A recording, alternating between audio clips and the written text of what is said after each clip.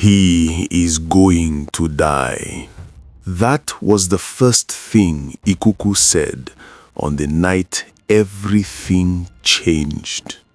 Not a warning, not a threat, a certainty. And the worst part was, he wasn't talking about someday.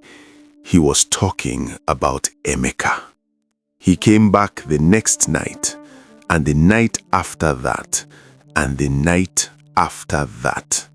At first, Adaora told herself it meant nothing, that whatever he was, whatever he wanted, would pass. But it didn't. He didn't.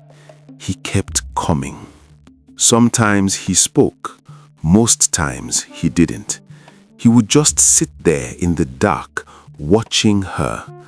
Not like a man looks at a woman, but like someone trying to understand something completely unfamiliar.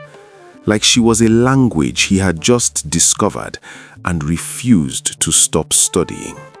On the fourth night, he brought something with him, a flower, but not like any flower she had ever seen. It was black. Not dark, not dying, but truly black, like it carried no light at all. He placed it carefully on the ground between them and looked at her, waiting. Adaora frowned slightly. She didn't touch it. "I don't want it," she said. "I know," he replied. He didn't take it back. He left it there. And after he was gone, she found herself staring at it longer than she should have, studying it, wondering about it. But she didn't pick it up. That mattered to her, that she didn't pick it up. By morning, it was gone. She told herself she was relieved. She was mostly relieved. On the fifth night, he spoke again. This time, without waiting for her to say anything first. "Do you know what it is to exist for 10,000 years without wanting anything?" Adaora met his gaze. "I imagine it is peaceful." For the first time, something shifted in his expression. "It was," he said quietly, "until it wasn't." Then he looked at her more carefully than he ever had before and said something that made her chest tighten. "He is going to die." Adaora didn't react immediately. "Everyone dies." "Yes," he replied calmly, "but I am telling you because you think that changes nothing." There was a long silence between them. Then Adaora stood, not in fear, not in anger, just certain. "Emeka is my home," she said. "Not the building, not the place, the feeling. The one that tells you you are exactly where you are supposed to be." She held his gaze. "He is that for me, and I will not give that up." A small pause. "Not for you." He didn't argue. He didn't try to convince her. He simply watched her for a moment longer, then disappeared into the night. The next morning, she went to the river and told Emeka everything, because that was who they were. Two people who had chosen, long ago, to be honest with each other, even when the truth made no sense, even when it was frightening. He listened without interrupting, without laughing, without dismissing her. When she finished, he was quiet for a moment. Then he said, "We moved the wedding forward." Adaora blinked. "Emeka." "This week," he continued, "not 3 weeks from now, this week. You become my wife in front of everyone." She shook her head slightly. "He is not a man." "I know," Emeka said. "But this, us, it matters. And that is enough for me." She stepped closer and rested her forehead against his. And for a moment, Nothing else existed. Not fear, not uncertainty, just warmth. Just the quiet certainty of being exactly where she was meant to be. But he had been there, at the river, listening, and something in him had changed. That night, he didn't sit, he stood, and the fire inside the hut dropped low, not out, just lower than it should have been. "I heard you," he said. "At the river." Adaora didn't respond. "He is going to die," Ikuku continued. "Maybe not today, maybe not soon, but eventually he will." He took a step closer. "And when that happens, I will be the one who comes for him. You know this. You have always known this. What you are holding on to is borrowed. Everything human love is borrowed. It ends." Then his voice softened slightly. "I am offering you something that does not." Adaora walked toward him slowly until she was standing just a step away, close enough to feel the cold coming from him. Not wind, not temperature, something deeper than that.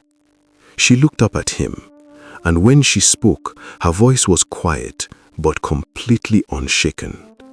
"I know it is borrowed," she said. "I know it ends." A small breath. "I am choosing it anyway. I am choosing him anyway. You can come every night for the rest of my life. My answer will not change. Not because there is nothing remarkable about you. There is. I see it. But remarkable is not enough. He is mine, and I am his. And that is the only thing that has ever been enough for me." For a moment, neither of them moved. Then Ikuku was gone. The next morning, Adaora heard the sound before she understood it. That sound a village makes when something has been taken from it. Voices overlapping, feet running, a woman crying out, a man saying no over and over again. She ran before she fully knew where she was going, but her body already knew. When she got there, she stopped at the entrance, both hands gripping the doorway. For a moment, she couldn't move. Then she stepped inside. Emeka lay on his mat, still, peaceful, empty, like something had simply left him. She stood there for a long time, just looking at him, at his face, at his hands, those large, careful hands. She didn't cry, not yet. First, she had something to do. That night, she walked to the crossroads at the edge of the village, where the paths meet, where the veil between worlds is thin. She stood in the center and spoke. "I know you can hear me." He appeared from the darkness. "You took him." It was his "Don't," she cut in sharply. "Do not say that to me.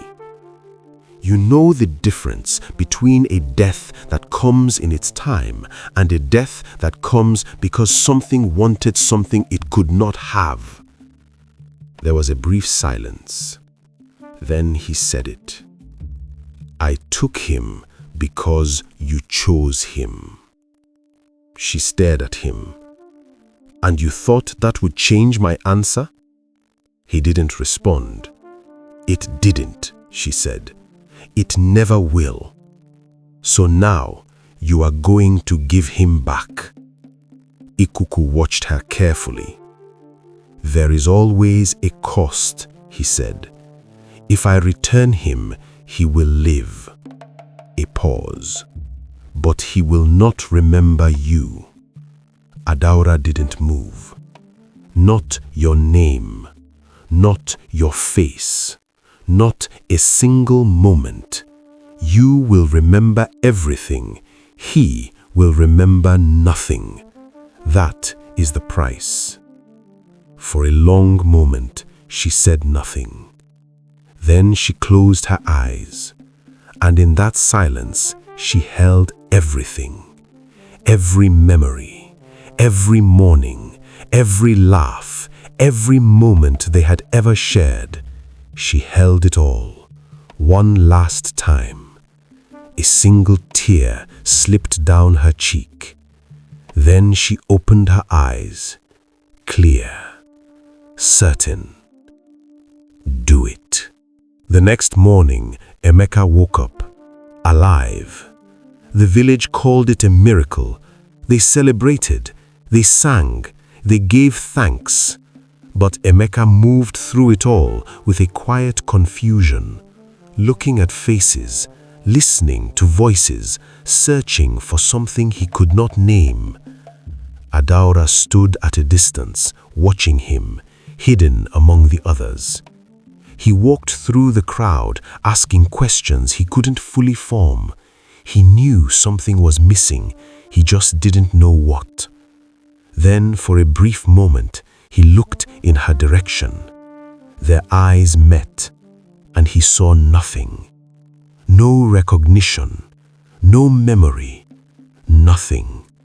Just a stranger in a crowd. His gaze passed over her and moved on. Adaora didn't call his name. She didn't step forward. She didn't move at all. She just stood there and watched until the celebration faded, until the village grew quiet again. He was alive. She told herself that was enough. That had to be enough. That night, Ikuku came one last time. You knew, she said without turning around. You knew I would choose this. Yes, he replied, I knew. Then why did you take him? There was a pause. Because I hoped you would choose me instead. She nodded slowly. I never would have. Then she finally turned to face him. Leave me alone until it is my time. And when that day comes, you will come yourself. He inclined his head slightly. I will. Then he was gone, and Adaora sat there in the quiet, watching the sky slowly turn to morning. They say something changed that night. Death became more careful, more precise, more respectful. But that was not the only thing that changed, because something else had been watching, something older, something that did not like what had been done, and it had not forgotten. The story is not over.